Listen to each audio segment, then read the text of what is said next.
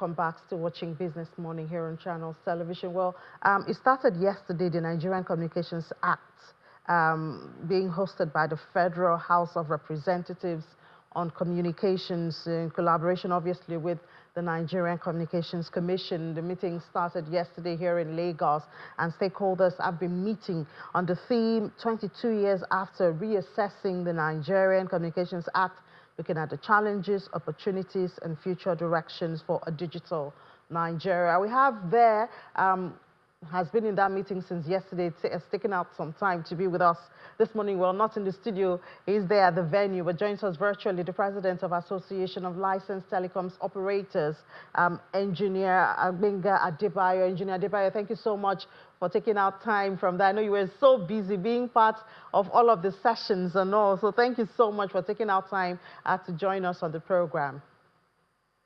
Thank you for having me. Good morning. Good morning. So 22 years, obviously there's a need for assessment and reassessment. What has the conversation been about since yesterday when this started? Thank you. We have seen in the last 22 years rapid development in the sector. We have seen innovation and technology. We have seen financial inclusion. We have seen mobile communication development. We have seen artificial intelligence. We have seen beyond that also with various generations of mobile services. We started from 1G, 2G, 3G, 4G, 5G, and now we're talking about artificial intelligence and much more.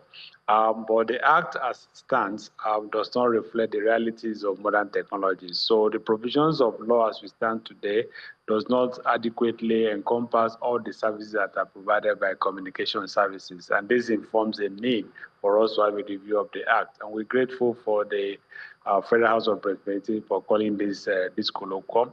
We've all been here putting heads together on what has to be done, where we are and where we're headed. The potentials are very high, the opportunities are huge, but the law and the operating environment has to be right for us to maximize the potentials that we have in the sector. So, I mean, what are the highlighted areas? I know that, you know, when the conversation of tariff hike for telecommunications came on, some of the conversations that came up was truly having a deregulated telecoms sector, especially when it comes to areas of billing. I wonder if that's part of the conversation now, and what are the other areas, you know, that are being brought up? We had discussions around the independence of the regulator. The Act allows that regulators should be dependent on political interference because they do have the mechanism for sustainability, for managing tariff and the rest of it. So part of what came to the fore is to emphasize in the review of the Act the importance of the independence of our regulator and interference we're having from other across sectors and also from subnationals.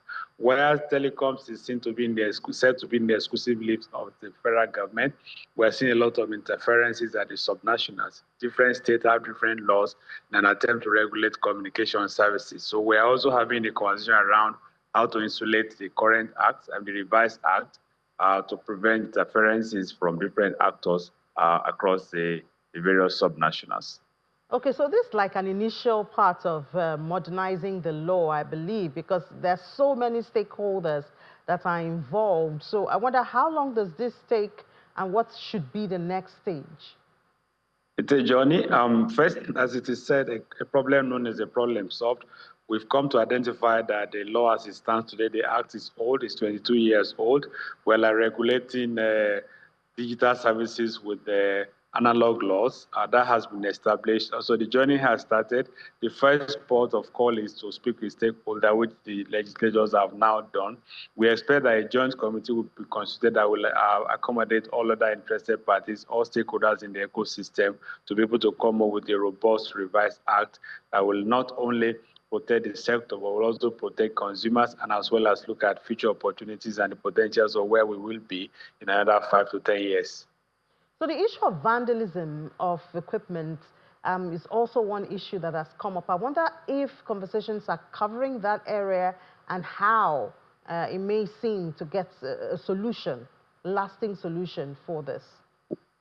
Yeah, we're also seeing that the provisions of penalty and penalty for infractions in the law does not reflect adequately the impact of vandalism and vandalization of our infrastructure. So part of what is also being considered is what I would call the penalty matrix, where people interfere with communication services. What will be the consequence for this, including possibility of prescription of long-term jail time for vandalizing infrastructure and the rest of it.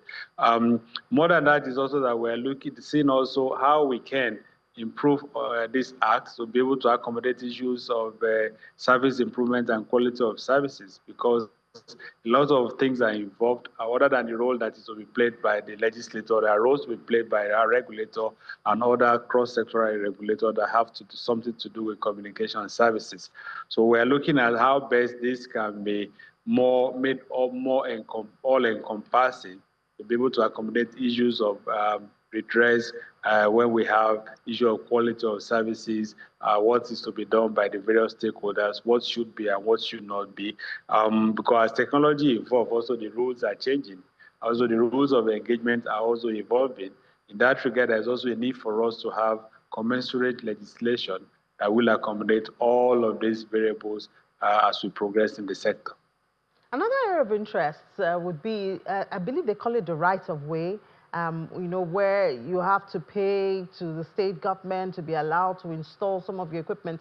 I think the NCC has been able to get the buy-in of some state governments, and so in some states it's free, in other states you have to pay. I wonder if that's part of the conversation also. Well, we're not going into the details of what happens by way of approval for right of way and the rest of them, but what we are talking about mostly is in the exclusivity of communication services, because this is in the exclusive list of the federal government.